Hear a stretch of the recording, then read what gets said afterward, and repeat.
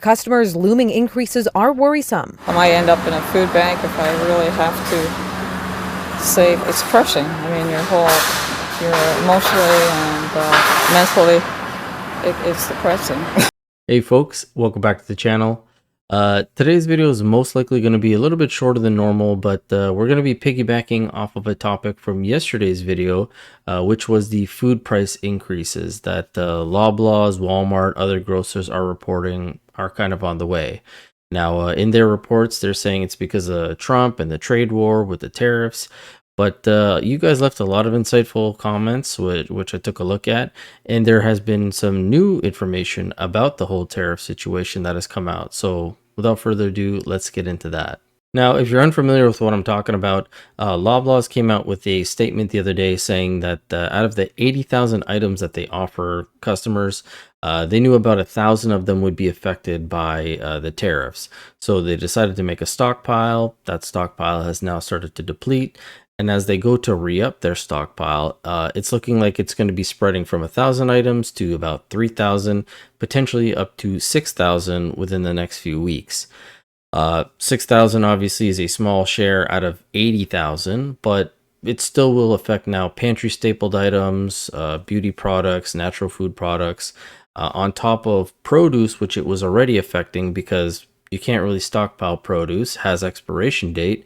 And we do import a lot of like lettuce, fruits and veg, all that kind of stuff. Now, you might be thinking, why is Donald Trump doing this? They keep talking about Trump and the tariffs. However, these increases are because of the tariffs that we have imposed. And CBC actually interviewed an independent grocer who confirmed this exact thing.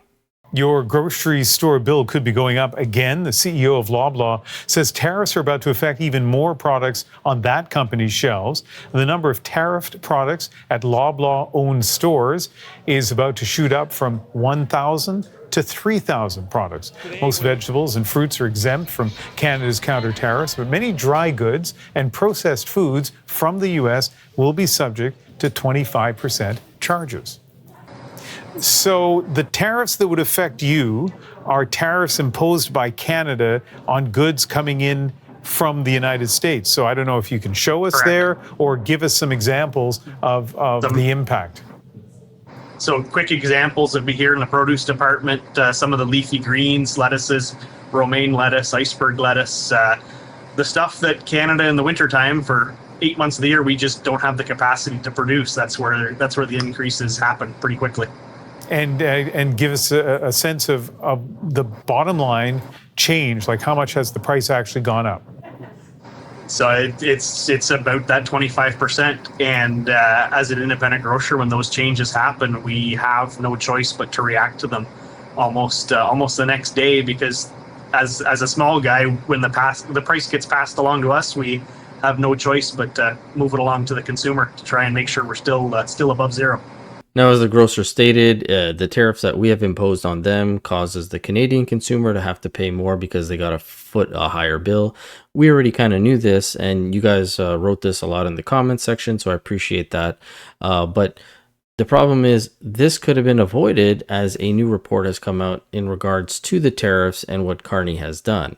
But as I was talking about, this article came out from Bloomberg saying, Canada's new tariffs on the U.S. dropped to nearly zero with exemptions, Oxford says.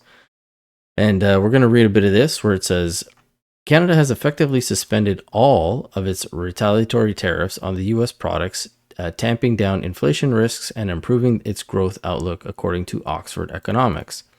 The government imposed new import taxes of 25% on about 60 billion or 43 billion US-made products in March in response to the first round of tariffs from Trump. Canada also retaliated against US auto tariffs in early April by putting its own levies on the US vehicles. But Prime Minister Mark Carney's government then announced a 6-month tariff exemption for products used in Canadian manufacturing, processing, and food and beverage packaging. That's just the packaging, not the actual food itself. And for items related to healthcare, public safety, and national security. Automakers got a break too. Companies that manufacture in Canada, such as General Motors, are allowed to import some vehicles into Canada tariff-free. It's a very strategic approach for the new Prime Minister to really say, we're not going to have a retaliation. Tony Stillo, Oxford's Director of Canada's Economics, said in an interview, it's a strategic play on the government's part to not damage the Canadian economy. Unfortunately, that's already happening. What's interesting is a Conservative member said Bloomberg is now reporting that Carney secretly dropped the US tariffs mid-election, but he continued to lie to Canadians about it.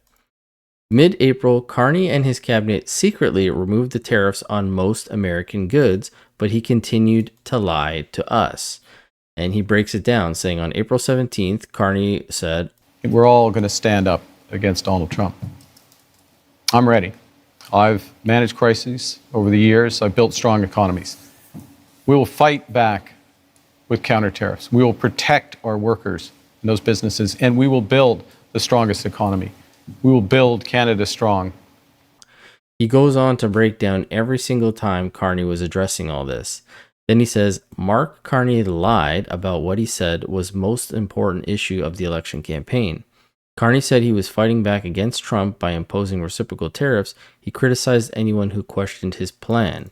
Mark Carney has had a very bad habit of lying to Canadians. He lied about his tariff plan and is hiding his economic plan. And this gets further bolstered because the National Post also referenced the Bloomberg article, and Glenn Evans here writes, this is so dirty. The cabinet voted for remission of the tariffs on April 16th. So April 16th, they voted on removing the tariffs, but here on April 17th, Carney's talking about counter tariffs and that we will fight back with them. Well, they were already imposed, but then you retracted them. So I don't know what you're fighting. But then Glenn says, almost 2 weeks before the election, and that news didn't hit the press until May 7th. Now, if we look at the image that Glenn is providing here, it says April 16th, which is what he's referencing from his post, the United States surtax remission order is signed. However, it's not until May 7th that the remission orders are published in the Canada Gazette, revealing the tariff rollback to the broader public. Now, when you click the links, it brings you to the United States surtax order from the Government of Canada. You can see the two different orders here, steel and aluminum, motor vehicles, and it kind of breaks down what's being remissed. But right here in this remission of manufacture, processing, or packaging, all it states is in respect to goods imported for use in Canada in the manufacture or processing of any goods or the packaging of the food product or beverage.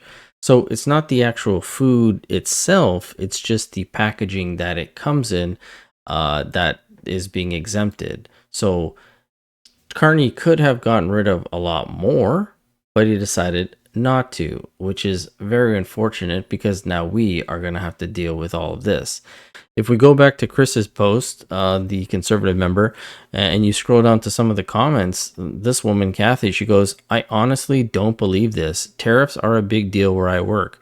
There would have been a celebration if the tariffs went down to zero.